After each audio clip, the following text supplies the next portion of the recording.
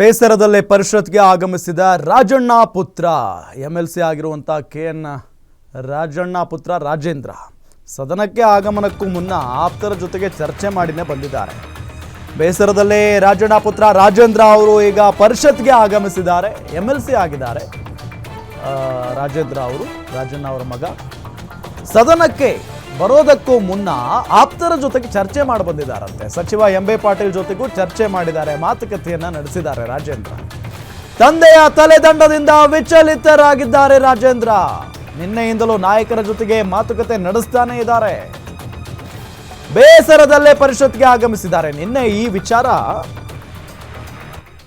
ನಮ್ಮ ಮಾಧ್ಯಮ ಪ್ರತಿನಿಧಿಗಳು ಅವರು ಕೇಳ್ತಾರೆ, ಸರ್ ಹಿಂಗಾಗಿದೆ ಅಂತೆ. ಇಲ್ಲ, ಇದ್ರ ಬಗ್ಗೆ ನನ್ನ ಗಮನಕ್ಕಿಲ್ಲ, ನಾನು ಮಾತಾಡಬೇಕು ಅಂತ ಹೇಳಿ ಒಳಗಡೆ ಹೋಗ್ತಾರೆ. ಈ ವಿಚಾರ ಅವ್ರಿಗೆ ಗೊತ್ತಾಗುತ್ತೆ. ಹೊರಗಡೆ ಬರಬೇಕಾದ್ರೆ ಕಣ್ಣು ತುಂಬ್ಕೊಂಡು ಬರ್ತಾರೆ.